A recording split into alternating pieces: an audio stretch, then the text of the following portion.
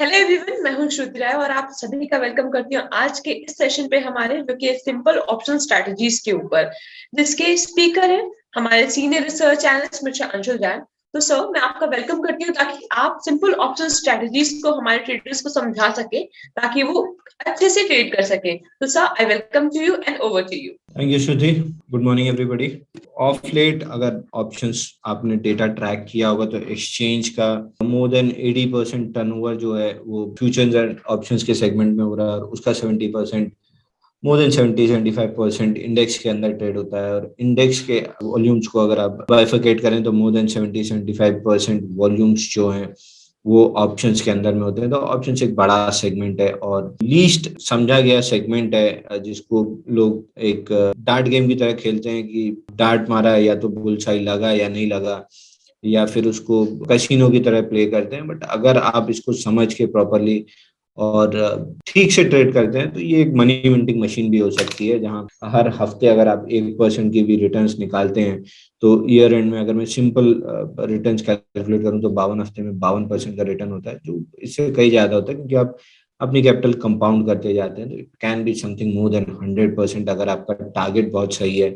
अगर आप अपना टारगेट बहुत नॉमिनल रखते हैं 1% करीब का, तो आपके रिटर्न्स अगर 1% के आसपास के आपका टारगेट और वो अचीव होता है तो at the end of year अगर कंपाउंडिंग नहीं भी मानते तो 52% का रिटर्न आपके कैपिटल पे बहुत बेहतरीन रिटर्न होता है। म्यूचुअल फंड्स में जो रिटर्न आते हैं वो समवेयर अराउंड, अगर स्मॉल कैप्स में डालते हैं तो 17-18% के आसपास के आते हैं अगर थोड़ा सा लॉन्ग टर्म के लिए इन्वेस्ट करते हैं। तो अगर यहाँ पे 52% का सिंपल रिटर्न भी निकलता है तो आपके लिए बहुत बेहतरीन रिटर्न हो सकता है। अगर मैं पेसिमिस्टिक बात करूं कि ना 52 हफ्ते, केवल 18 हफ्ते भी अगर आपने नेट 18 वीक्स अगर आपने 1% भी निकाल लिया तो आप अच्छे से अच्छे फंड मैनेजर को बीट करते हुए दिखेंगे। तो ये एक चीज थोड़ा सा ध्यान में रखते हुए, क्योंकि जब लोग ऑप्शन ट्रेड करते हैं तो उनका व्यू हमेशा ये रहता है कि हीरो और जीरो प्ले करना है, या तो 10 रुपए जाएगा या 100 रुपए आएगा। आप अगर इस एटीट्यूड के साथ अगर आप ऑप्शंस मार्केट में प्ले करने आते हैं तो बिलीव मी, आप लिक्विडिटी प्रोवाइडर से ज्यादा कुछ नहीं रहेंगे। आपकी जो लिक्विडिटी है या जो आपका कैपिटल है वो स्मार्ट मैनेजर्स जिनके पास प्रॉपर रिसर्च है, जो प्रॉपर डिसिप्लिन के साथ ट्रेड करते हैं, वो बहुत आराम से आपकी जो कैपिटल है इसको वाइप आउट कर देंगे। तो इस चीज को, ये एक बेसिक कॉन्सेप्ट है जो अगर आप प्रॉपरली समझ लेते हैं, इसको रिस्क मैनेजमेंट या मनी मैनेजमेंट या साइकोलॉजी तीनों के हेड के अंदर आप रख सकते हैं। बट अगेन इससे ज्यादा मैं एम्फोसिस नहीं दे पाऊंगा कि आपको अपनी एक्सपेक्टेशंस को बहुत क्लियर रखना है। अगर आपकी एक्सपेक्टेशंस बहुत क्लियर हैं कि 1% वीकली अगर मैं टारगेट कर रहा हूँ, क्योंकि अब वीकली एक्सपायरी है, और अगर 1% आप वीकली एक्सपायरी को टारगेट करते हैं तो इसको अचीव करना कोई बहुत मुश्किल का काम नहीं है। एक दो तीन अगर सिंपल सी स्ट्रैटेजीज आपके पास हैं और एग्जीक्यूशन अगर उसका फ्लॉलेस है तो 1% रिटर्न निकालना कोई बहुत मुश्किल का काम नहीं होना चाहिए। आज हम दोनों चीजों पे टचअप करेंगे कि स्ट्रैटेजीज क्या होनी चाहिए जिससे आप 1% निकाल सकते हैं, और स्ट्रैटेजी के एग्जीक्यूशन पे भी हम बात करेंगे, किस समय पे या किस तरीके से आप एग्जीक्यूशन कर सकते हैं, क्योंकि स्टॉक ट्रेडिंग भी अपने आप में एक तरह का बिजनेस ही है।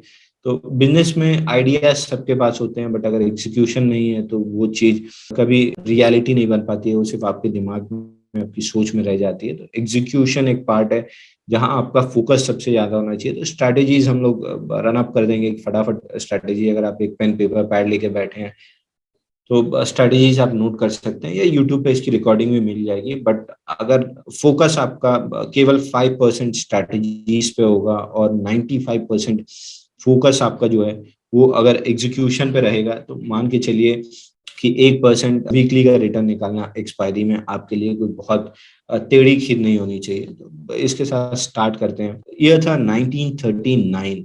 ये बहुत प्राइम एग्जांपल हो सकता है आपके लिए। यह था 1939 और यूनिवर्सिटी ऑफ कैलिफोर्निया बर्कले में एक स्टूडेंट जो है वो अपनी क्लास में थोड़ा सा लेट पहुंचता है, और जब वो पहुंचता है तो देखता है पूरी क्लास जो है वो खाली है और सब लोग जा चुके हैं, प्रोफेसर भी नहीं है, क्लास भी खाली है, और he was quite late. But to his surprise board पे दो प्रॉब्लम्स लिखे हुए थे। स्टैटिस्टिकल डिवीजन से डॉक्टरेट कर रहा था, तो मैथमेटिक्स के दो प्रॉब्लम्स जो हैं वो ब्लैक बोर्ड पे लिखे हुए थे। तो उसको ऐसा लगा कि शायद ये होमवर्क के लिए दिए गए थे, तो उसने दोनों प्रॉब्लम्स फटाफट अपने जो रफ पैड था उसमें नोट किया और अपने घर चला गया। लगभग 8 से 9 हफ्ते के बाद जब वो अपने प्रोफेसर के पास गया, उनका नाम जर्सी नेमैन था, तो जर्सी नेमैन से उसने कहा कि सर मैं उस दिन लेट हो गया था, मैं प्रॉब्लम्स नोट करके चला गया था, अगर अभी भी टाइम है असाइनमेंट सबमिट करने का तो क्या मैं अपना असाइनमेंट सबमिट कर सकता हूँ। तो प्रोफेसर नेमैन ने कहा कि आप श्योर अपना असाइनमेंट जो है सबमिट कीजिए, मैं देखता हूँ आपने क्या किया है। तो उसने अपना पहले अपॉलॉजीज ली और फिर परमिशन लेते हुए अपना असाइनमेंट सबमिट कर दिया और ये तर्क दिया कि सर बहुत डिफिकल्ट प्रॉब्लम्स थी दोनों, तो सॉल्व करने में मुझे इतना समय लग गया, इसलिए मैं लेट भी हो गया था। थैंक यू, उसने धन्यवाद दिया अपने प्रोफेसर को कि टाइम निकलने के बाद भी प्रोफेसर ने जो उसको एक अपॉर्चुनिटी दी कि होमवर्क सबमिट किया जाए। तो उसने अपना होमवर्क सबमिट किया और अपने वापस पढ़ाई में लग गया। लगभग 6 हफ्ते बाद सुबह 8 बजे उसके दरवाजे पे खटखटाहट हुई और जब उसने दरवाजा खोला तो सामने प्रोफेसर नीमैन खड़े थे और वो एकदम से अंदर रश करते हुए आए और उन्होंने कहा कि तुम्हारे जो रिसर्च पेपर था इसके लिए एक इंट्रोडक्शन लिखा है, इसको पढ़ लो, अगर तुम्हें कोई चेंजेस नहीं करवाना है और सब चीज सही है तो मैं इसको पब्लिकेशन के लिए भेज दूँ। तो टू हिज सरप्राइज उसने बोला सर ये रिसर्च पब्लिकेशन के लिए नहीं, तो होमवर्क था। तो प्रोफेसर नीमैन ने उसको एक्सप्लेन किया कि ये जो ब्लैक बोर्ड पे लिखे थे ये वो दो अनसॉल्व मैथमेटिकल प्रॉब्लम थे जो पिछले लगभग 70-80 सालों से कोई भी मैथमेटिशियन सॉल्व नहीं कर पाया और तुमने इनको सॉल्व किया है, तो ये रिसर्च पेपर के तौर पे सबमिट होंगे और इस पे आपकी थीसिस लिखी जाएगी और डॉक्टरेट आपको इसी से मिलेगी। आपकी डॉक्टरेट लगभग कंप्लीट हो चुकी है। और 1986 में जब उनका इंटरव्यू हुआ तो तब उन्होंने कहा कि सबको ये पता था कि ये प्रॉब्लम पिछले 70-80 साल से अनसॉल्व्ड है और मैं क्लास में लेट पहुंचा था तो मैं प्रोफेसर की ये बात नहीं सुन पाया, तो मुझे नहीं पता था कि नहीं किया जा सकता है और इसीलिए मैंने इसको कर लिया। उनका नाम था जॉर्ज डैंटिस और बाद में इनको काफी सारे स्टैटिस्टिक्स के लिए अवार्ड भी मिले, इन्होंने मॉडल्स भी डेवलप किए सरकार को मदद करने के लिए। तो ये एकेडमिक्स में बहुत आगे जाके टॉप किए थे। और बॉटम लाइन स्टोरी का यही है कि अगर आपको ये नहीं पता है कि आप नहीं कर सकते हैं तो इन दी एंड आप जरूर उस काम को कर सकते हैं। इसके साथ मैं आगे बढ़ूंगा कि आपको अभी तक ये नहीं पता था कि 1% मंथली रिटर्न क्या कर सकता है, 1% वीकली रिटर्न क्या कर सकता है। तो आगे चल के हम ये देखेंगे कि 1% वीकली रिटर्न अगर सिंपली अगर आप लेके चलें जिसकी कोई भी कंपाउंडिंग या कॉम्प्लेक्स मैथमेटिक्स में ना जाए, केवल 1% 52 हफ्ते अगर आप गेन करते हैं तो 52% रिटर्न होता है आपके कैपिटल पे। यानी आप पूरे इंडिया के बेस्ट से बेस्ट फंड मैनेजर को भी बीट करते हुए दिखेंगे। लेकिन इसके लिए जो आपको चाहिए वो एक प्रॉपर स्ट्रैटेजी जो है 5% ऑफ द वर्क, 95% जहां आता है वो है flawless execution of the strategy. Options में एक बायर होता है और एक सेलर होता है। तो बायर्स के पास राइट्स होते हैं कि अगर options in the money expire हो रहा है तो वो डिलीवरी एक्सिक्यूट कर सकता है, एक्सरसाइज कर सकता है अपने ऑप्शन को।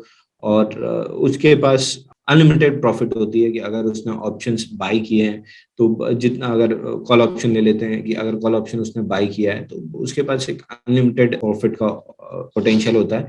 वहीं लिमिटेड जो है रिस्क होती है कि जो आपने प्रीमियम पे किया है, प्रीमियम जो हम ऑप्शन लेते समय पे करते हैं, जो प्रीमियम आपने पे किया है, मैक्सिमम लॉस आपका जो है प्रीमियम पेड रहेगा और मैक्सिमम पोटेंशियल प्रॉफिट जो होगी वो अनलिमिटेड रहेगी for buyer of an option. अब क्योंकि हम बायर हैं तो सामने एक सेलर होगा तभी हम बाई कर पाएंगे, तभी आपका सौदा एक्सिक्यूट होगा कि एक सेलर होगा एक बायर होगा, दोनों के ऑर्डर्स मैच होंगे तब आपका सौदा एक्सिक्यूट होगा। तो बायर्स के हमने राइट समझ लिए कि उनके पास एग्जीक्यूशन का राइट होता है और वो जब चाहे अपनी एक्सपायरी पे अगर इन द मनी है तो अपना सौदा जो है वो एक्सिक्यूट कर सकते हैं। सेलर ऑफ एन ऑप्शन, अगर आप ऑप्शन बेच के चल रहे हैं तो आपको मार्जिन मनी बहुत ज्यादा देनी होती है, पूरी फ्यूचर्स के बराबर, which can be up to somewhere around 20-25% of the contract value. पूरी कॉन्ट्रैक्ट वैल्यू की जो भी एक्सचेंज मार्जिन डिसाइड करता है समवेयर अराउंड 20-25% के बीच में होती है, तो वो पूरी आपको पे करनी है। प्रॉफिट आपकी लिमिटेड होती है क्योंकि जो प्रीमियम आप रिसीव कर रहे हैं सिर्फ वही आपकी प्रॉफिट होगी और पोटेंशियल रिस्क जो है अनलिमिटेड होती है। तो ऑप्शन बायर के जो फायदे हैं वो ऑप्शन सेलर के लिए नुकसान है और ऑप्शन सेलर का जो फायदा है वो ऑप्शन बायर के लिए नुकसान है। तो इस तरीके से ऑप्शन बायर और सेलर दोनों काम करते हैं। इसको एक बार रीइटरेट कर लेते हैं कि अगर आप ऑप्शन बायर हैं तो आपको बहुत कम कैपिटल पे काम कर सकते हैं। आपको सिर्फ प्रीमियम पे करना है, जो भी ऑप्शन आप बाय कर रहे हैं उसका जो भी प्रीमियम आ रहा है मार्केट में वो आपको सिर्फ पे करना है। तो आपकी कैपिटल इन्वेस्टेड बहुत लिमिटेड रहेगी। रिस्क आपका जो प्रीमियम पेड है बस वही है मैक्सिमम, और रिवॉर्ड जो है, पोटेंशियल रिवॉर्ड जो है वो अनलिमिटेड हो सकता है। ऑप्शन सेलर के लिए इसका उल्टा है कि आपकी कैपिटल डिप्लॉयमेंट, या जिसको कैपिटल जो होता है वो आप बहुत ज्यादा डिप्लॉय करते हैं। कॉन्ट्रैक्ट वैल्यू का 20-25% मार्जिन होता है, और अगर आप ऑप्शन सेल कर रहे हैं तो आपको पूरी फ्यूचर के बराबर मार्जिन लेनी है। प्रॉफिट्स बहुत लिमिटेड होते हैं, समय अराउंड जो भी प्रीमियम आपने रिसीव किया है बस वही आपको मिलेगा। और पोटेंशियल रिस्क, अब ऑप्शन बायर की जो रिवॉर्ड है वो पोटेंशियली अनलिमिटेड है, यहाँ पे रिस्क आपकी अनलिमिटेड हो सकती है। बट अगेन रिस्क मिटिगेशन का जो तरीका होता है वहां पे ये है कि आप कुछ एक परसेंटेज पे जाके स्टॉप लॉस लगा लें। वो आपकी स्ट्रेटेजी के हिसाब से वेरी कर सकता है। जो टाइट ट्रेडर है वो 2, 3, 4, 5% का स्टॉप लॉस लगाएगा। जो थोड़ा सा पोजिशनल ट्रेडर है वो लीवे दे सकता है, वो समवेयर अराउंड 25-30% का स्टॉप लॉस भी लगा सकता है। ये अपनी अपनी स्ट्रैटेजी के हिसाब से स्टॉप लॉस लगा के रिस्क को जो है मिटिगेट किया जा सकता है। इसलिए मैं कह रहा हूँ कि सेलर ऑफ एन ऑप्शन को पोटेंशियली अनलिमिटेड रिस्क होती है, लेकिन अगर आप रिस्क मिटिगेट कर लेते हैं तो एक लिमिटेड रिस्क के कैटेगरी में आप आते हुए दिखेंगे। अब ऑप्शन बाइंग और सेलिंग के बीच में डिफरेंस क्या है? ऑप्शन बाइंग एक गैम्बलर और गैम्बलिंग की तरह है, और ऑप्शन सेलिंग एक कसिनो रन करने की तरह है। इसको इस तरीके से समझिए कि आप गोवा घूमने गए हैं और आप किसी कसिनो में जाते हैं, वहां पे बेटिंग प्ले करते हैं। Option buying is like gambling, की आपने पासा फेंका या जो भी गैम्बलिंग आप खेल रहे हैं, आप उसको प्ले कर रहे हैं। आप जीत भी सकते हैं, आप हार भी सकते हैं, और क्योंकि आपकी रिस्क लिमिटेड है कि आप जो भी पैसा लगा रहे हैं बस वही आ रहेंगे। वही ऑप्शन सेलिंग कसिनो मालिक की तरह है, जो कसिनो रन कर रहा है, जो over a long period of time में ये मान के चलता है कि 2, 4, 6 लोग पैसा ले जाएंगे, but in the end eventually 90-95% लोग पैसा दे के जाएंगे। जो स्पेशली जो मैंने अभी स्टार्टिंग में बात कही थी कि अगर आप हीरो और जीरो वाला प्ले करते हैं तो वो लोग 99% लोग पैसा दे के जाते हैं, तो कैसीनो मालिक वहीं से पैसा कमाता है, ऑप्शन सेलर वहीं से पैसा कमाता है। और दूसरा तरीके से आप इसको ये समझ सकते हैं कि ऑप्शन बाइंग इंश्योरेंस की तरह है, कि अगर आपने जो सोचा वो हुआ। जैसे हम टर्म प्लान बाई करते हैं इसलिए कि हमारे पास परिवार है, बीवी बच्चे हैं, माँ बाप हैं। अगर आप नहीं रहते हैं तो इनकी फाइनेंशियल नीड्स को पूरा कौन करेगा, क्योंकि अर्निंग मेंबर आप ही हैं। तो इसीलिए हम इंश्योरेंस खरीदते हैं कि खुदा ना खास्ता कोई मिसहैपनिंग हो जाती है हमारे साथ, तो जो टर्म प्लान से इंश्योरेंस का पैसा आएगा एटलीस्ट उनकी फाइनेंशियल नीड्स पूरी होती रहेंगी। तो इसी तरह से ऑप्शन बाइंग है कि आप कुछ सोच के ये खरीदते हैं कि रिजल्ट अच्छा आएगा तो स्टॉक ऊपर जाएगा, या जनरली मार्केट ट्रेंड ऊपर है तो स्टॉक ऊपर जाएगा, इसलिए कॉल बाई कर लेते हैं। और अगर वो ऊपर जाता है तो आप एक अच्छा प्रॉफिट्स बनाते हैं। लेकिन अगर वो नहीं जाता है तो आप एक लिमिटेड, जैसे इंश्योरेंस में हम एक लिमिटेड पैसा पे करते हैं प्रीमियम के तौर पे, अगर मिस हैपनिंग नहीं हुई तो वो पैसा हमारा पूरा चला जाता है। तो उसी तरीके से ऑप्शन बाइंग है कि अगर आपका सोचा हुआ सेट टारगेट्स अचीव नहीं हुए या ऑन टाइम अचीव नहीं हुए तो आपका जो है प्रीमियम जीरो हो जाएगा। और insurance, option selling insurance company run करने जैसा है, जो तमाम तरह के लोगों को इंश्योरेंस बांटते हैं, और उसमें से बहुत कम ही लोग हैं जो क्लेम करते हैं। क्लेम लगभग लेस देन 3-4% होता है, यानी 96-97% लोग जो हैं उनका पैसा जो है, उनका टाइम जो एक्सपायर हो जाता है, और इंश्योरेंस कंपनी के लिए वो पूरा पैसा प्रॉफिट हो जाती है। तो हमेशा आप देखिए कि लॉन्ग रन में इंश्योरेंस कंपनीज बड़ी होती हैं। हम स्टॉक मार्केट की टर्मिनोलॉजी में जनरली बात भी करते हैं कि इंश्योरेंस कंपनीज ऐसी हैं जिनको आप लॉन्ग टर्म के लिए अपने पोर्टफोलियो हमेशा रखिए, क्योंकि हमेशा प्रॉफिट बनाती रहेंगी। और भारत जैसे देश में जहाँ इतनी बड़ी आबादी है, और अब चीजें फाइनेंशियल इंक्लूजन में आती जा रही हैं, लोग धीरे धीरे फाइनेंशियली अवेयर होते जा रहे हैं और इंश्योरेंस की तरफ उनका रुख बढ़ता जा रहा है। तो again being an option seller is like selling an insurance. एक इंश्योरेंस कंपनी की तरह है कि आप मेरे पास आए, आपने सोचा कि अगर ऐसा हुआ तो इतना पैसा मुझे मिलेगा, और वो नहीं होता है तो वो पूरा पैसा जो भी प्रीमियम आपने पे किया है वो पूरा प्रीमियम जीरो हो जाता है, और मैंने जो रिस्क ली थी वो पूरी मेरे पास प्रॉफिट के तौर पे वापस आ जाती है। तो इसको बहुत क्लियरली अगर इस कॉन्सेप्ट को आप समझ गए तो आपके लिए बहुत क्लियर होगा कि आपको ऑप्शन बायर बनना है कि ऑप्शन सेलर बनना है। ऑप्शन बाइंग एक बहुत हाई स्किल्ड गेम है, जहां पे ना सिर्फ आपको सही होना होता है बल्कि आपको सही समय पे सही होना होता है। ऑप्शन सेलर के लिए एक लीवे होता है कि वो बस गलत ना हो, he should not make a blunder. अगर वो सही नहीं भी होता है तो टाइम वैल्यू, जो आगे हम ऑप्शन ग्रीक में समझेंगे, थीटा थीटा डीके, उसको टाइम वैल्यू जैसे जैसे डीके होती है वैसे वैसे उसको सही साबित करने लगती है। तो ऑप्शन बायर को सही होना जरूरी है और सही समय पे सही होना जरूरी है। ऑप्शन सेलर के लिए केवल एक ही चीज है कि वो गलत ना हो। सही ना भी हो तो 19-20 करके प्रॉफिट लेके निकल जाएगा। तो इसको करने के लिए आपके पास कुछ स्ट्रैटेजीज होनी चाहिए। बहुत बेसिक और सिंपल स्ट्रैटेजीज पे अपन डिस्कस करते हैं कि पहली स्ट्रैटेजी है शॉर्ट स्ट्रैडल, जहां पे आप एक एटीएम कॉल या पुट बेच देते हैं। स्ट्रैडल का मतलब हो गया जो एटीएम, जैसे बैंक निफ्टी का एग्जांपल ले लेते हैं। बैंक निफ्टी अगर 35,000 चल रही है तो आप 35,000 के कॉल और पुट दोनों बेच देंगे। और कोशिश कीजिए, देखिए मंथली एक्सपायरी में प्रॉब्लम क्या होती है, इंडियन मार्केट वैसे भी इमर्जिंग मार्केट के अंदर हाई वोलेटाइल है, और ऑफ लेट जब से विक्स 24 के ऊपर ब्रेकआउट दिए तो मार्केट एक्सट्रीमली वोलेटाइल है। तो यहाँ पे ये कोशिश कीजिए कि आप मंथली एक्सपायरीज में ना ट्रेड करके वीकली एक्सपायरीज में ट्रेड कीजिए, ताकि 4 से 5 दिन में आपके गलत होने की प्रोबेबिलिटी है जो है वो ड्रॉप होती जाएगी और आप आराम से जल्दी चीजें बुक करके निकल जाएंगे। सही हो या गलत, अगर आप स्टॉप लॉस लगा के रखें तो सही है तो प्रॉफिट्स फटाफट मिल जाए, गलत है तो स्टॉप फटाफट ट्रिगर हो जाए, ताकि आप अपनी कैपिटल को जो है वापस से चर्न करने मार्केट में डाल सके और नई अपॉर्चुनिटी को टैप कर सके। तो शॉर्ट स्ट्रैडल में बेसिकली आपको एटीएम के कॉल और पुट बेचना है।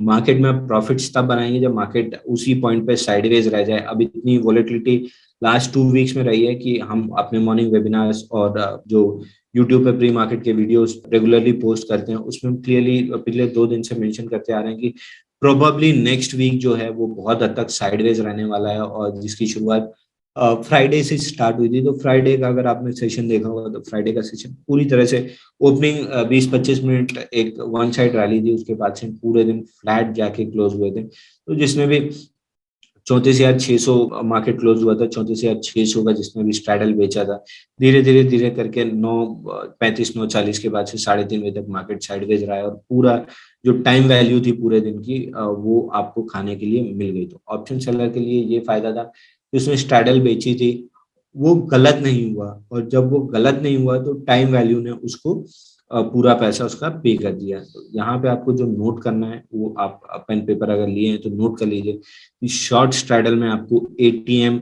कॉल्स एंड पुट्स बेचना है दोनों एक साथ, और जब आप स्क्वायर करेंगे तो दोनों लेग एक साथ स्क्वायर करेंगे। प्रॉफिट्स आपकी तब बनेगी जब मार्केट प्रीटी मच साइडवेज रहेगा या एक बहुत छोटी सी रेंज में चलता रहेगा। यहाँ पे मंथली ऑप्शंस नहीं ट्रेड करना है, मोस्टली वीकली ऑप्शंस ट्रेड करना है, और जो थर्सडे को एक्सपायर हो जाएंगे, और प्रॉफिट या लॉस जो भी है आपकी कैपिटल फ्री हो जाएगी नेक्स्ट वीक को ट्रेड करने के लिए। अब यहाँ पे थोड़ी सी सब्जेक्टिविटी आती है कि कलेक्ट मार्जिन ऑफ 400 रुपीज। अब ये 400 रुपीज आपको वीक के स्टार्टिंग में मिल सकते हैं, बट जैसे जैसे समय आगे निकलता जाएगा यही वैल्यू कॉन्ट्रैक्ट होती जाएगी और यही आपके प्रॉफिट्स में कन्वर्ट होती जाएगी। तो अगर आपने 400 या उससे रुपए ऊपर का प्रीमियम सेल किए हैं तो जैसे फ्राइडे से मंडे आएगा 2 दिन की आपको टाइम वैल्यू खाने के लिए मिल जाएगी। मंडे ट्यूसडे वेडनेसडे मार्केट अगर साइडवेज रह जाता है तो ये प्रीमियम्स और श्रिंक होते जाएंगे, और थर्सडे आते आते जब एक्सपायरी आएगी तो ये पूरी तरीके से जीरो हो जाएंगे। तो इस तरीके से आपको ये बेसिक स्ट्रेटेजी नोट करनी है कि selling ATM calls and puts, market जब साइडवेज रहेगा किस टाइम में सेल करना है उसकी एक टेबल बना लीजिए। मार्केट जब साइडवेज होने की एक्सपेक्टेशन रहेगी या साइडवेज है ये प्रूव कर चुका है तो आप जो है शॉर्ट स्ट्रैडल्स बेचेंगे। कोशिश कीजिए कि 400 रुपए के आसपास का प्रीमियम मिल जाए आपको खाने के लिए, और जितनी हायर वॉलेटिलिटी रहेगी, जैसे विक्स की हमने बात की है, वॉलेटिलिटी अगर हायर रहेगी तो उतने ज्यादा आपको प्रीमियम खाने के लिए मिलेंगे। यानी अगर वॉलेटिलिटी समवेयर अराउंड 20-22 के आसपास है और आपको 400 रुपए खाने के लिए मिल रहा है, तो वॉलेटिलिटी जब विक्स जिसको हम कहते हैं विक्स जब 35-36 के आसपास होगी तो आपको शायद 600 रुपए के प्रीमियम खाने के लिए मिलेंगे। और वो इसलिए होगा कि जब वॉलेटिलिटी ज्यादा बढ़ती है तो स्किलफुल प्लेयर्स उसमें काम आते हैं, मैच्योर्स उसमें पैसा खोलने लगते हैं, इसलिए आपकी रिस्क बहुत बढ़ जाती है, इसलिए प्रीमियम्स हाई होते हैं उस रिस्क को एवरेज आउट करने के लिए। दूसरी स्ट्रैटेजी जो है वो है शॉर्ट स्ट्रैंगल की। यहाँ पे आप आउट द मनी कॉल और पुट बेचेंगे। अब ये दो स्ट्रेटेजी अगर आप समझ लेते हैं कि शॉर्ट स्ट्रैडल और शॉर्ट स्ट्रैंगल क्या है, तो बाकी जितनी भी स्ट्रेटेजीज हैं वो 200, 300, 400 हो सकती हैं ऑप्शन सेलिंग में, लेकिन सारी strategies combination of 4 basic strategies है। अब चूंकि मार्केट इतना वोलेटाइल है, इसलिए दोनों नेकेड ऑप्शन सेलिंग हमने कवर नहीं किया, नेकेड कॉल सेलिंग या नेकेड पुट सेलिंग, क्योंकि इतनी एक्सट्रीम वॉलेटिलिटी में नेकेड ऑप्शंस ट्रेड करना अपने आप में एक सुसाइडल हो सकता है अपनी ट्रेडिंग कैपिटल के लिए, इसलिए उसको हमने अभी कवर नहीं किया है। जब कभी मार्केट्स वापस एक स्टैग्नेंट फेज में आएंगे, थोड़े से वॉलेटिलिटी कम होगी, तब हम बेसिक जो अदर 2 बेसिक स्ट्रेटेजीज हैं इस पे भी डिस्कशन करेंगे। बट फॉर नाउ जो अदर 2 बेसिक्स हैं, शॉर्ट स्ट्रैडल और शॉर्ट स्ट्रैंगल, इन 4 बेसिक स्ट्रेटेजीज को मिला के ही एक लेग बढ़ाना, घटाना, एडजस्ट करना, इन सबको मिला के बाकी सारी स्ट्रेटेजीज इन्हीं को फॉलो करती हैं। सो बेसिकली 4 स्ट्रेटेजीज हैं, naked selling of call, naked selling of put, और उसके बाद जब कॉम्बिनेशन में आता है तो शॉर्ट स्ट्रैडल, जहाँ एटीएम कॉल और पुट आप दोनों बेचते हैं, और लास्ट आता है शॉर्ट स्ट्रैंगल, जहाँ आउट द मनी आप कॉल, और अब चूंकि आप ऑप्शंस का वेबिनार सुनने आए तो मैं ये एज्यूम कर रहा हूँ कि basic in the money out the money वाला कॉन्सेप्ट आपको क्लियर होगा। आउट द मनी के जो है, अगर निफ्टी जैसे अभी करंट एग्जांपल ले लेते हैं, 34,500, 34,600 बन रही है, तो हम एक बार एग्जांपल के लिए मान लेते हैं 34,500 फ्राइडे बन रही है। तो अब जब आप फ्राइडे के आसपास अगर शॉर्ट स्ट्रैंगल बना रहे हैं तो 34,500 की क्लोजिंग है, तो आप समझ रहा हूँ थोड़ा सा एक डिस्टेंस रखते हुए 400 से 500 रुपए का आउट द मनी के जो कॉल और पुट जो है 34,500 बन रही है, तो 35,000 और 34,000 ये दोनों लेग सेल करेंगे। तो यहाँ पे आपका शॉर्ट स्ट्रैंगल फॉर्म होगा, और आपकी जो प्रीमियम रिसीव्ड होगी माइनस जो डिफरेंस है, ये आपकी लॉस यहाँ पे पोटेंशियली अनलिमिटेड होगा, क्योंकि अगर आप किसी भी एक साइड स्टॉप लॉस नहीं लगाते और मार्केट अदर डायरेक्शन में मूव करता है, तो एक लेग आपका जीरो हो जाएगा पूरी टाइम वैल्यू, अदर लेग में पोटेंशियली अनलिमिटेड आपका लॉस हो सकता है। तो यहाँ पे जो एक छोटी सी चीज आपको करना है वो ये है कि मंथली या वीकली, चूंकि हम वीकली ऑप्शन ट्रेड कर रहे हैं, तो आप 2 लेवल्स आइडेंटिफाई कीजिए कि मंथली S1 R1 कहाँ है और वीकली S1 और R1 कहाँ है। जब आप वीकली शॉर्ट स्ट्रैंगल ट्रेड करने आएंगे, तो वीकली जो है, जो S1 और R1 है, वराही में दोनों चीजें आती है, अगर वराही आप लॉग इन करके रखेंगे तो उसके अंदर पिवट कैलकुलेशंस आते हैं। तो R1 और S1 के थोड़ा सा डिस्टेंस लेके उसके बाद कॉल और पुट बेचिए, क्योंकि मार्केट अगर एक डायरेक्ट भी करेगा तो S1 और R1 के बीच में करेगा, और S1 R1 के बाहर जब जाएगा तब मार्केट ट्रेंडिंग फेज में जाता है। तो अगर वीकली S1 और R1 के थोड़ा सा 100, 150 पॉइंट, 200 पॉइंट का डिफरेंस लेके अगर आप जो है ऑप्शन सेल करते हैं, अपना शॉर्ट स्ट्रैंगल बनाते हैं, तो मार्केट अगर रेसिस्टेंस या सपोर्ट एक साइड हिट भी करता है, तो प्रोबेबिलिटी ऑफ रिवर्सिंग वहां से काफी ज्यादा रहेगी, एक सेफर बेट हो जाएगा। और मंथली मैंने इसलिए कहा है कि अगर मंथली कोइंसाइड होता है इन लेवल से, monthly R1 S1 weekly level से कोइंसाइड करता है, तो ये कन्फ्लुएंस हो जाएगा, और वहां पे आप अपनी क्वांटिटी को बढ़ा के ट्रेड कर सकते हैं। कि अगर जनरली आप एक लॉट ट्रेड करते हैं, एक लॉट की जो है जोड़ी बनाते हैं, तो अगर दोनों कन्फ्लुएंस में है वीकली और मंथली, तो आप एक ही जगह 2 लॉट की जोड़ी बना सकते हैं, अपनी पोजीशन को एक्सपैंड कर सकते हैं। अब ये शॉर्ट स्ट्रैंगल जो है, ये जब मार्केट स्टार्ट हुए थे, वीकली एक्सपायरी स्टार्ट हुई थी, तब ऐसा देखा गया था कि लास्ट 2 वीक्स में जो है मैक्सिमम प्रॉफिट देखने के लिए मिलता है। लेकिन पूरा मंथली का वॉल्यूम जब से वीकली में शिफ्ट हुआ है, तो पहले दूसरे हफ्ते की एक्सपायरी ज्यादा लिक्विड होती है, तो कोशिश कीजिए कि नेक्स्ट वीक की एक्सपायरी में इसको ट्रेड करें। और अगर थोड़े से आप एग्रेसिव ट्रेडर हैं, तो इसी वीक की एक्सपायरी में आप थर्सडे तक अपना ट्रेड कर सकते हैं। जो जनरली करना चाहिए शॉर्ट स्ट्रैडल के साथ वो ये है कि करंट वीक की एक्सपायरी में ट्रेड कीजिए। जो शॉर्ट स्ट्रैंगल के साथ करना चाहिए वो नेक्स्ट वीक की एक्सपायरी में ट्रेड करना चाहिए। और मंथली एक्सपायरी में अब इतने वॉल्यूम्स रहते नहीं है कि आप बहुत बड़ी पोजीशन लेके बना सकें। तीसरी है कवर्ड कॉल। ये उन लोगों के लिए है जो या तो डिलीवरी होल्डर्स हैं, जिनके पास डिलीवरी में बहुत सारा माल पड़ा हुआ है और लॉन्ग टर्म होल्डिंग्स के लिए है, तो वो generally far out the money के जो हैं कॉल्स बेच सकते हैं। और जैसे जैसे मार्केट एक्सपायरी उसके आपकी स्ट्राइक प्राइस के नीचे होता है, तो कॉल पूरा जीरो हो जाएगा और पूरा पैसा आपको खाने के लिए मिल जाएगा। तो इसको इस तरीके से समझ सकते हैं, जो आपकी जो शेयर्स हैं जो डीमैट में पड़े हुए हैं वो एक कैपिटल की तरह है, और जो आप ऑप्शन सेल कर रहे हैं वो FD के ब्याज की तरह है। तो आप हर महीने थोड़ी सी रिस्क लेके जब कॉल्स बेच रहे हैं फार आउट द मनी और मार्केट उसके नीचे एक्सपायर हो रहा है, तो वो पूरे प्रीमियम्स जो है वो जीरो हो जाएंगे और आपको पूरा प्रीमियम खाने मिल गया, यानी आपने अपनी इन्वेस्टेड कैपिटल के ऊपर एक ब्याज खा लिया। तो अगर आप इस तरीके से समझिए कि आपके पास 1 लाख का पूरा स्टॉक आपके डीपी में पड़ा हुआ है और हर वीक आपको सम अराउंड 1,000 रुपए का प्रीमियम खाने मिल जाता है, तो 1% का ब्याज आपको अपनी कैपिटल में मिल गया और प्राइस जो अप्रिशिएट हुई, जो जो भी डिलीवरी आपके पास है उसमें जो अप्रिसिएशन आया, तो ये आपकी जो गेन्स है, जो कैपिटल को ये मल्टीप्लाई करेगा। सपोज कीजिए कि at the end of year आपकी 1 लाख का जो डिलीवरी जो आपने रखा हुआ था वो 1 लाख से 1,20,000 का हुआ, तो 20% का रिटर्न आपको सीधे सीधे डिलीवरी में मिल गया। और अगर 1% वीकली आपने कवर्ड कॉल बेचे हैं तो वहां से आपको मिल सकता है। अब यहाँ पे अगर आपके पास ईटीएफ है, इंडेक्स का ईटीएफ है निफ्टी और बैंक निफ्टी का, तो आप ऑप्शंस वीकली सेल करके 1% ले सकते हैं। लेकिन अगर आपके पास स्टॉक की डिलीवरी है तो आप स्टॉक्स में मंथली ऑप्शंस बेच के 4% रिटर्न की कोशिश कीजिए ताकि वो 1% वीक आ सके। तो इस तरीके से at the end of year 25-26% आपको जो है ऑप्शन सेलिंग से, कवर्ड कॉल राइटिंग से मिल जाएगा और 10-12-15-20% जो भी है प्राइस अप्रिसिएशन से, तो वहां पे आपकी जो अप्रिसिएशन है वो डबल हो गई, यानी आपका कैपिटल अकाउंट फटाफट ग्रो कर सकता है। अब ये हाई रिस्क स्ट्रेटेजी हो सकती है उनके लिए जो बुलिश होते हुए केवल फ्यूचर्स मार्केट में फ्यूचर बाय करके ऑप्शन सेल कर रहे हैं।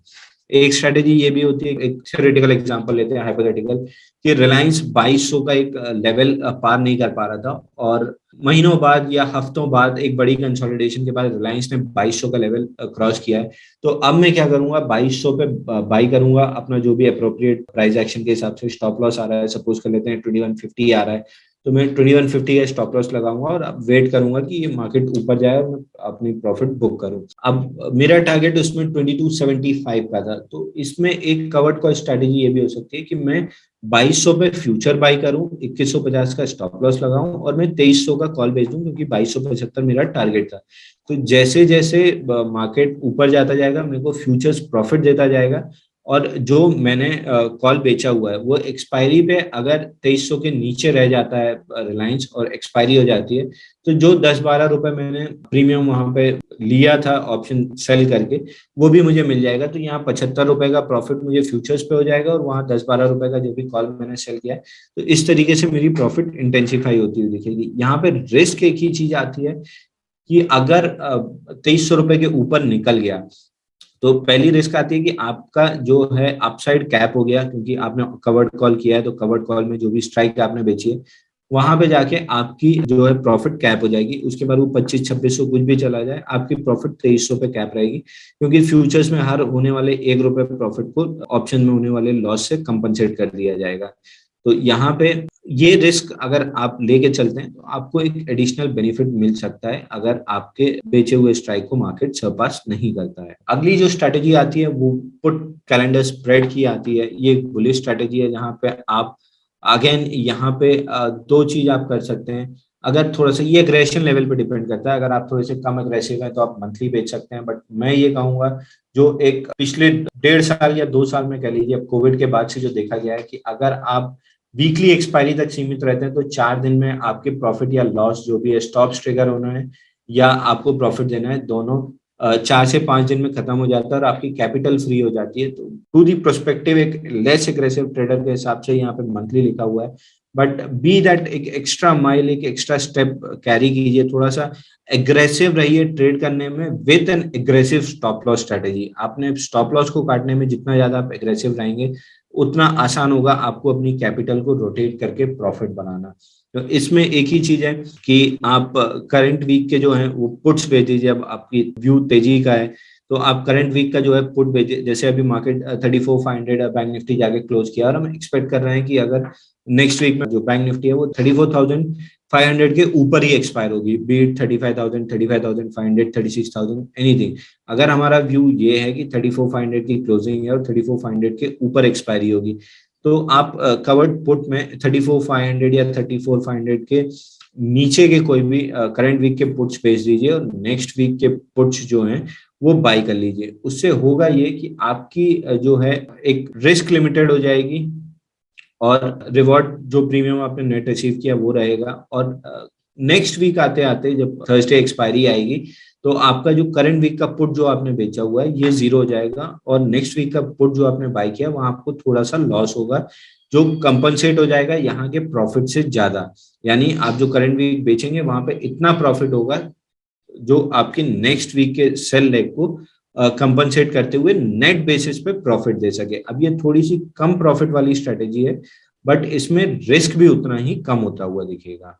अगली आती है कवर्ड कॉल कैलेंडर स्प्रेड, या ये एक बेरिश स्ट्रेटेजी है जहां पे आप एक वीकली कॉल बेचेंगे और नेक्स्ट वीक का कॉल जो है बाई कर लेंगे। ये पुट का उल्टा हो गया। यहाँ पे आपका व्यू ये है कि बैंक निफ्टी 34,500 बंद की और नेक्स्ट वीक में ये 34,500 से नीचे ही एक्सपायरी होगी। अब कितनी नीचे होगी इससे ऑप्शन सेलर को बहुत ज्यादा लेना देना नहीं है, बस वो 34,500 के नीचे एक्सपायर हो जाए, बीट ₹1 या 34,500 पे भी एक्सपायर हो जाए, तो उस केस में आप एक स्ट्राइक ऊपर जाके कॉल बेचेंगे 34,600 या 34,700 का, और सेम नेक्स्ट वीक का स्ट्राइक बाई कर लेंगे। यहाँ पे जब वीकेंड आते आते 34,500 के नीचे एक्सपायरी होगी तो आपका एक कॉल जीरो हो जाएगा, और अगला कॉल जो है उसमें से थोड़ा सा टाइम वैल्यू जाएगी जो कम होगी इस प्रॉफिट के मुकाबले। तो इन दी एंड नेट बेसिस पे आप प्रॉफिट बना के निकल जाएंगे। अब जिसको हम कहते हैं ब्याज खाना या अपनी कैपिटल पे इंटरेस्ट रिसीव करना, उसके लिए जो सबसे बेस्ट और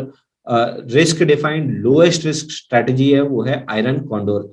अब ये आयरन कॉन्डोर इतनी या ये कह सकते हैं मेरी फेवरेट स्ट्रेटजी भी है। और ये फेवरेट क्यों है?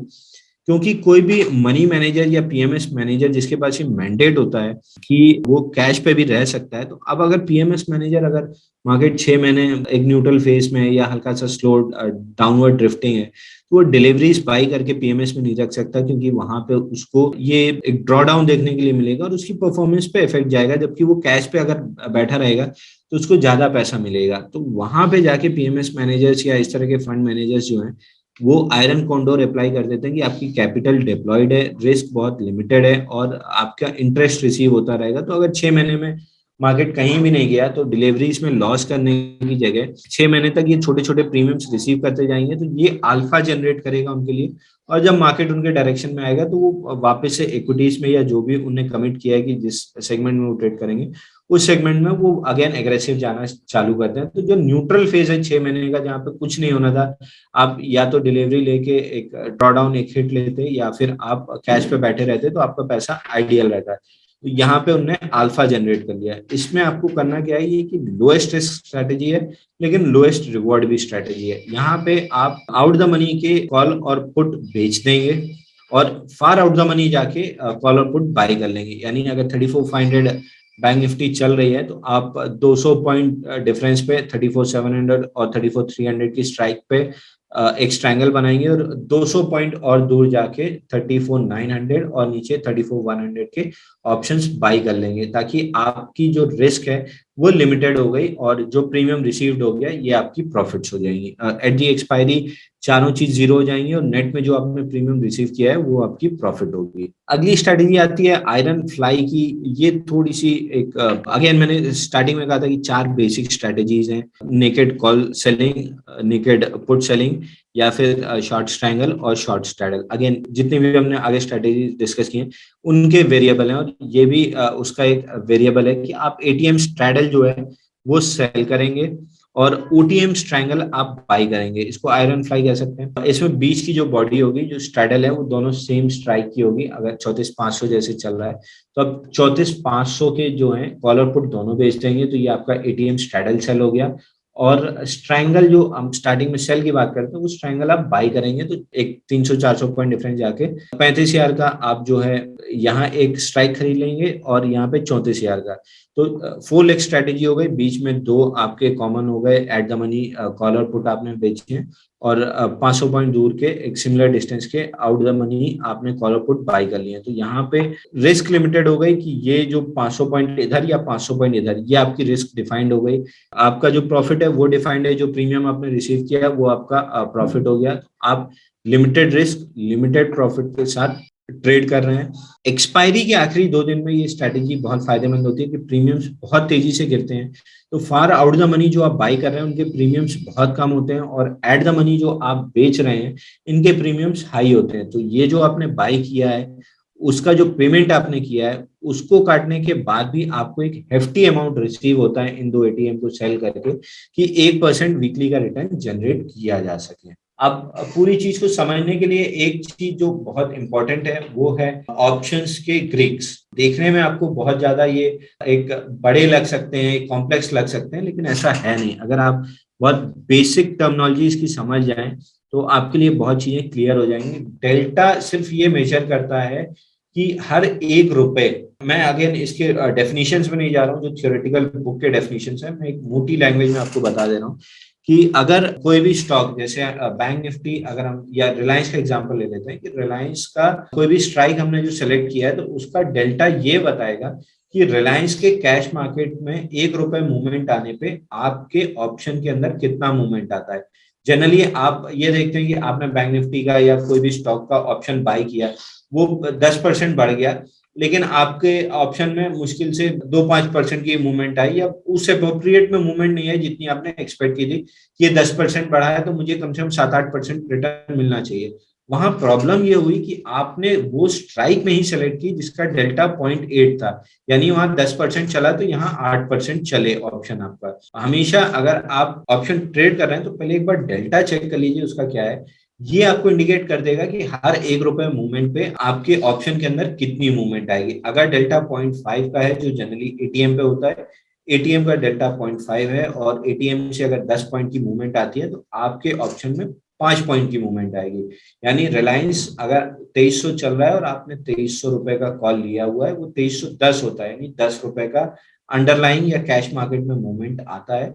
तो 0.5 के डेल्टा के हिसाब से आपके 2300 के कॉल में 5 रुपए मूवमेंट आनी चाहिए।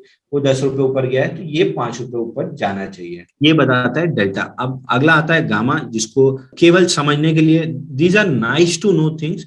ट्रेडिंग पे इसका बहुत ज्यादा इफेक्ट आएगा ऐसा नहीं है, बेसिक चीजें हैं, अगर नाइस टू नो और एडजस्टमेंट के हिसाब से एक छोटी सी आपको हेल्प करते हैं।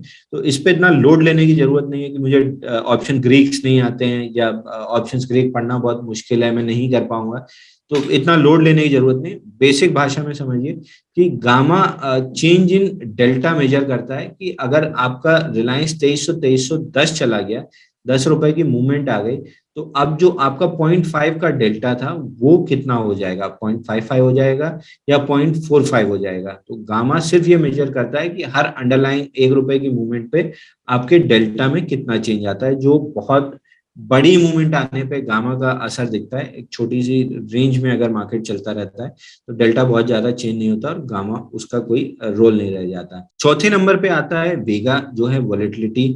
अब वोलेटिलिटी इंडेक्स जैसे हम देख रहे हैं कि 6 महीने तक 24 के अंदर चलती रही और अचानक से एक दिन ब्रेकआउट लेके अब 30 के आसपास आके सेटल हो गई है, तो अगले 2-4-6 महीने 30 के आसपास रहेगी, फिर नीचे 24 के आसपास आगे 4-6 महीने काटेगी, और इस एक रेंज में, एक जहां पे वो है उसके आसपास वो 4-6 महीने समय काटती है। तो आप केवल, आपको ये जज करना है कि वोलेटिलिटी, जज भी नहीं करना, आपको केवल वोलेटिलिटी इंडेक्स किसी भी चार्टिंग सॉफ्टवेयर पे देखना है कि वोलेटिलिटी इंडेक्स ऊपर की तरफ जा रही है, नीचे की तरफ जा रही है। अगर ऊपर की तरफ जा रही है यानी प्रीमियम्स बढ़ते जाएंगे, क्योंकि वोलेटिलिटी बढ़ रही है, रिस्क बढ़ रही है, तो इसलिए प्रीमियम्स बढ़ते जाएंगे, आपको अकॉर्डिंगली अपनी स्ट्रेटेजी डिप्लॉय करनी है। और अगर वोलेटिलिटी कम है तो प्रीमियम्स और रिस्क दोनों कम रहेगी, तो अकॉर्डिंगली आपको अपनी स्ट्रेटेजी जो डिप्लॉय करनी है। स्टार्टिंग में हमने शॉर्ट स्ट्रैडल और स्ट्रैंगल दोनों में देखा था कि 400 पॉइंट का प्रीमियम रिसीव करना है। अगर वोलेटिलिटी 10-12 के आसपास आ जाती है तो ये 400 पॉइंट जो लिखे हैं वो गिर के 250 या 300 हो जाएंगे, और वोलेटिलिटी अगर 45 या 50 चली जाती है तो ये 400 पॉइंट के आपको 650 या 700 मिलने लगेंगे। तो 400 एक रेफरेंस पॉइंट है नॉर्मलाइज्ड वोलेटिलिटी के ऊपर। अगर वोलेटिलिटी ऊपर है तो आपको इससे ज्यादा भी प्रीमियम मिलेगा, वोलेटिलिटी इससे कम है तो आपको कम प्रीमियम मिलेगा। अब रो अगेन, ये साल में एक बार आता है इंटरेस्ट रेट के ऊपर, तो यहाँ पे भी आरबीआई जब चेंज करेगी तब साल में एक आध बार या 2-4 साल में एक आध बार तब जाके इसका इफेक्ट आता है। अब जो डे टू डे इफेक्ट आता है वो तीसरे नंबर के थीटा से आता है, जिसको हम कहते हैं टाइम डिके। और ऑप्शन बायर के लिए सबसे बड़ा दुश्मन है और ऑप्शन सेलर का सबसे बड़ा दोस्त है। जैसे मैंने स्टार्टिंग में कहा था कि ऑप्शन बायर को ना सिर्फ सही होना जरूरी है, सही समय पे सही होना जरूरी है। अब जैसे ये वीक में 34,500 पे बैंक निफ्टी बंद हुई है, आप ये मान के चल रहे हैं कि नेक्स्ट थर्सडे को वो 35,500 बंद होगी और आपने 34,500 का कॉल जो है बाय कर लिया 300 रुपए में। आपकी एक्सपेक्टेशन ये है कि 1000 पॉइंट बैंक निफ्टी बढ़ेगी, तो मैंने 300 रुपए पे किया है, ये 1000 रुपए का हो जाएगा, मुझे 300 जो पे किया है वो काट के 700 रुपए प्रॉफिट हो जाएगा। अब वो थर्सडे की जगह है, फ्राइडे को 35,500 गया और थर्सडे तक वो 34,500 रह गया, थोड़ा ऊपर नीचे हुआ और थर्सडे तक वो 34,500 रह गया, और 1000 पॉइंट की रैली जो आप एक्सपेक्ट कर रहे थे कि थर्सडे तक आएगी, वो फ्राइडे को जाके आई। तो आपका ऑप्शन क्या हुआ, थर्सडे को एक्सपायर 0 में हो चुका है, यानी 300 रुपए आपके पूरे लॉस हो गए।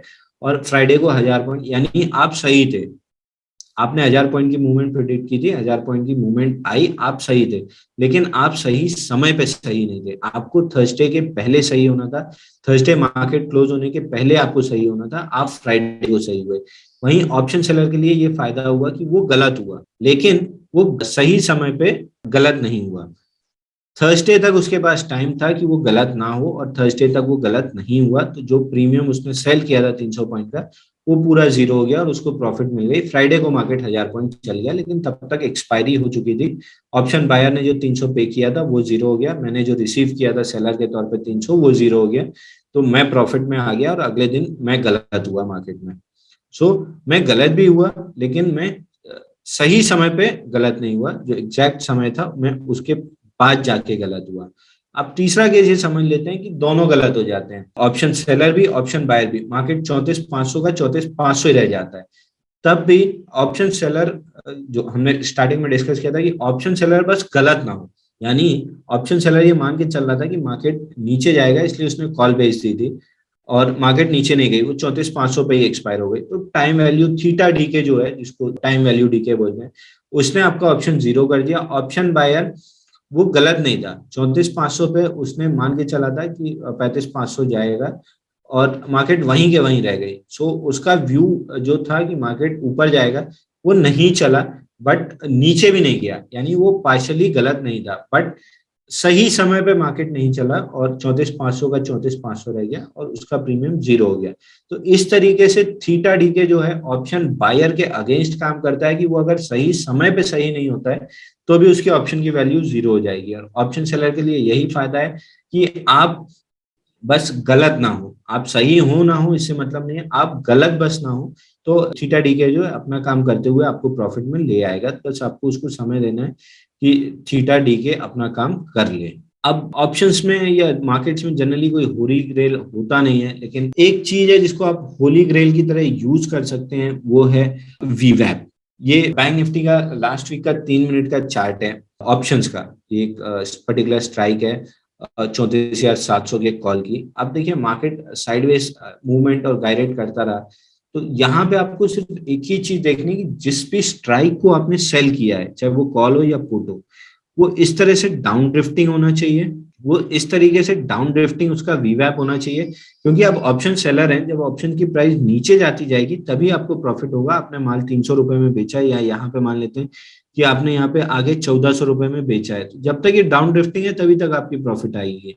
और वीवैप क्या है, वॉल्यूम वेटेड एवरेज प्राइस, जो वॉल्यूम और जो प्राइस ट्रेड हुई है उसका एवरेज, अगर वो नीचे की तरफ जा रही है मतलब कंटिन्यूअस इसमें सेलिंग आती जा रही है, तो आप इसको बेच के चलते जाइए, राइट। अब यहाँ पे सेलिंग आती जा रही है आती जा रही है, आपका वीवैप के ऊपर थोड़ी देर गया लेकिन सस्टेन नहीं किया और नीचे आया, डेढ़ में आपको प्रॉफिट दे गया। यहाँ पे क्या हुआ, वीवैप के ऊपर सीधा निकलता गया। जब भी वीवैप के ऊपर अगर निकल जाता है आपकी ऑप्शन की प्राइसिंग, तो जिस कैंडल के ऊपर निकला है, ये 3 मिनट का चार्ट है, आप उसमें एक 5 मिनट या 15 मिनट का, बेटर एक 15 मिनट का लगा के रखिए। 15 मिनट की कैंडल जिसने भी वीवैप को तोड़ा है, अगर उसका हाई निकलता है तो आप अपनी पोजीशन से एग्जिट कर लीजिए, और नहीं निकलता है तो आप अपनी पोजीशन को होल्ड कीजिए। कई बार ये होता है कि वीवैप को हम टेस्ट करने जाते हैं तो थोड़ा सा एक कदम आगे निकल के वीवैप के ऊपर क्लोज करते हैं, लेकिन अगली कैंडल नीचे आने लगती है। जैसे यहाँ पे इस कैंडल ने 15 मिनट की, इस कैंडल ने हाई क्रॉस किया था, लेकिन उसके बाद उसका 15 मिनट की कैंडल वीवैप के ऊपर जाके क्लोज हुई, लेकिन आगे कोई भी कैंडल उसके हाई को क्रॉस नहीं कर पाई और इवेंचुअली हम नीचे आके क्लोज किए। तो यहाँ पे जो भी स्टॉक आपने स्टार्टिंग में बेचा था वो आपको टुवर्ड्स द एंड प्रॉफिट देता हुआ देखा। इस केस में यहाँ पे अगर आए तो जो 15 मिनट की कैंडल वीवैप के ऊपर जाके क्लोज की थी, उसका यहाँ पे हाई क्रॉस हुआ तो आप अपनी शॉर्ट पोजीशन से एग्जिट कर लेंगे और फिर वेट करेंगे। सिमिलर सिचुएशन यहाँ थी। अगेन यहाँ पे मॉर्निंग में अगर सेल किया तो यहाँ आपका स्टॉप्स कट गया होगा, या अगर फार आउट द मनी बेचा है तो आपको बहुत लिमिटेड एक छोटा सा नॉमिनल लॉस हुआ होगा। और यहाँ आके वापस से जब वीवैप नीचे से रीटेस्ट हो रहा था तो आप सेल करेंगे तो आपको एक बड़ी प्रॉफिट मिलती हुई दिखेगी। यहाँ भी सिमिलर सिचुएशन है। तो एक होली ग्रेल की तरह आप वीवैप को यूज कर सकते हैं कि वीवैप का मुंह जब तक नीचे की तरफ है, वीवैप डाउन ट्रेंडिंग है, आप हर पुल बैक टुवर्ड्स वीवैप ऑप्शन सेल कर सकते हैं। ऑप्शन कौन सा सेल करना है, कौन सी स्ट्रेटेजी आप डिप्लॉय कर रहे हैं, ये आप स्ट्रेटेजी टू स्ट्रेटेजी डिफरेंट करेगा। लेकिन जो भी स्ट्रेटेजी में आप जो भी स्ट्राइक सेलेक्ट कर रहे हैं उसका वीवैप देखते रहिए, उसका वीवैप डाउन स्लोपिंग होना चाहिए। जैसे उसका वीवैप अप स्लोपिंग होता है आप अपनी स्ट्रेटेजी को काट दीजिए। तो यहाँ पे आपको एक डायनेमिक स्टॉप लॉस मिलता है, जिसको हम कहते हैं कि फिक्स स्टॉप लॉस नहीं रहेगा कि मैंने 500 पे बेचा था, 750 50% का मैंने स्टॉप लॉस डाल दिया। शायद वीवैप मुझे बता रहा है कि 550 में स्ट्रेटेजी को काट दो, या एक लेग की स्ट्रेटेजी को काट दो, दूसरी लेग की जब तक वीवैप डाउन ट्रेंडिंग, क्योंकि अगर मार्केट एक ही डायरेक्शन में जाएगा, जिस डायरेक्शन में जा रहा है उसकी प्राइस इन्फ्लेट होगी, और जिस डायरेक्शन के अगेंस्ट जा रहा है उसके थीटा वैल्यू और दोनों चीजें डीके होना स्टार्ट होंगी, डेल्टा और थीटा उसके अगेंस्ट काम करेगा। तो उसका दूसरे लेग का जो है वीवैप वो नीचे की तरफ ट्रेंडिंग होगा। तो जो भी वीवैप स्टॉप लॉस काटा है उसको काट दीजिए, और जो डाउन ड्रिफ्टिंग है उसको तब तक होल्ड कीजिए जब तक वो अपना टर्न हो गए स्टॉप लॉस नहीं खाता। तो इस तरीके से जो लोग पूछते हैं कि ऑप्शंस के स्ट्रेटेजीज को एडजस्ट कैसे किया जाए, तो इस तरीके से प्रोफेशनल प्लेयर्स वीवैप को यूज करते हुए अपनी स्ट्रेटेजी एडजस्ट करते हैं। एक लेग को खोल लिया, जो अगेंस्ट में जा रहा है उसको खोल लिया, जो आपके फेवर में जा रहा है अभी उसको होल्ड करके चल रहे हैं। जैसे उसका स्टॉप लॉस ट्रिगर हुआ, यहाँ का लॉस आपका यहाँ मिटिगेट होता हुआ दिखेगा। उसके बाद यहाँ पे जैसे आपका स्टॉप लॉस ट्रिगर हो रहा है, ट्रेलिंग स्टॉप लॉस ट्रिगर हो रहा है, आपने बेचा वो नीचे आता जाता है, आप अपना स्टॉप लॉस ट्रेल करते जा रहे हैं। जैसे ट्रेलिंग स्टॉप लॉस कटे आप उसको एग्जिट कर लें। इस तरीके से ऑप्शंस को जो है सेलिंग को आप आराम से मैनेज कर सकते हैं। So that will be all from my side. मैंने बहुत बेसिक टर्मिनोलॉजी में आपको एक्सप्लेन करने की कोशिश की है कि ऑप्शन सेलिंग किस तरीके से काम करती है और किस तरीके से आप ऑप्शन सेलिंग में पैसा बना सकते हैं। तो अगर कोई क्वेश्चंस हो तो हम ले सकते हैं। बढ़ते हैं क्वेश्चन आंसर सेशन राउंड की तरफ। तो सर पहला क्वेश्चन आ रहा है कि आपके हिसाब से बेस्ट ऑप्शन स्ट्रेटजी क्या होगी इंट्राडे ट्रेडिंग के लिए? देखिए, इंट्राडे ट्रेडिंग थोड़ा सा ऑप्शंस में मुश्किल होती है, बट अगर मार्केट साइडवेज है तो आप सुबह से स्ट्रैडल बेच के वीवैप लगा के बैठ जाइए, आपको ट्रेलिंग स्टॉप लॉस मिल जाएगा। अगर मार्केट थोड़ा सा वॉलेटाइल है तो एक डायरेक्शनल अगर जा रहा है तो आप जिस डायरेक्शन में जा रहा है उसके अगेंस्ट के ऑप्शंस बेच सकते हैं। अगर मार्केट अप ट्रेंडिंग है तो आप पुट्स बेचते चलिए, अगर मार्केट डाउन ट्रेंडिंग है तो आप कॉल्स बेचते चलिए। अगेन वीवैप को लगा के स्टॉप लॉसेस ट्रेल करते जाइए। वीवैप का मुंह अगर नीचे की तरफ है तो आप सही है, तो वीवैप एक एडिशनल कॉन्फर्मेशन दे देता है कि इसका मुंह नीचे की तरफ है, यानी आप जो बेच रहे हैं वो उसका ट्रेंड जो है वो नीचे की तरफ है। तो again intraday is a very skillful play. बहुत लोग नहीं कर पाते हैं, करने सब आते हैं लेकिन कर लगभग लेस देन 1% पाते हैं। तो मैं ये सजेस्ट करूंगा आपको कि आप जो है थोड़ा सा कोशिश कीजिए कि हेज वाली स्ट्रेटेजी रखें जहाँ लिमिटेड रिस्क है, लेकिन ओवरनाइट कैरी करने की कोशिश कीजिए।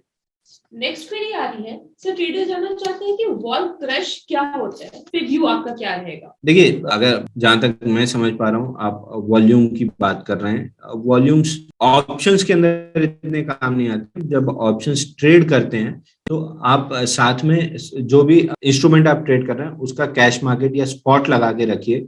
वहां पे अगर कहीं वॉल्यूम एक्सपेंशन होता हुआ दिख रहा है तो आप उसको ट्रेड कर सकते हैं।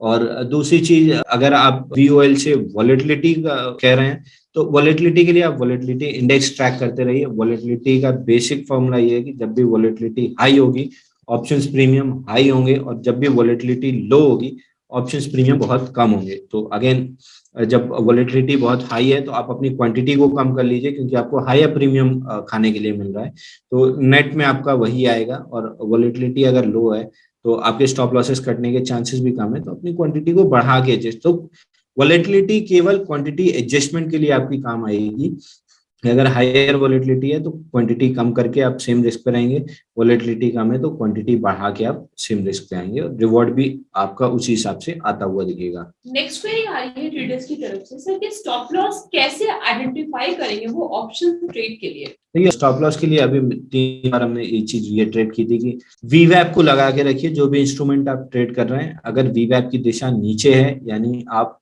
जो सेल करके रखे हैं उसका ट्रेंड नीचे है, और जैसे ही वीवैप के ऊपर आके जो भी 15 मिनट की कैंडल क्लोज हो, उस कैंडल के हाई जब भी ब्रीच हो उस पर आप अपना स्टॉप लॉस लगा के रख लीजिए। सर आपके हिसाब से मोस्ट रिस्की ऑप्शन स्ट्रैटेजी क्या होगी?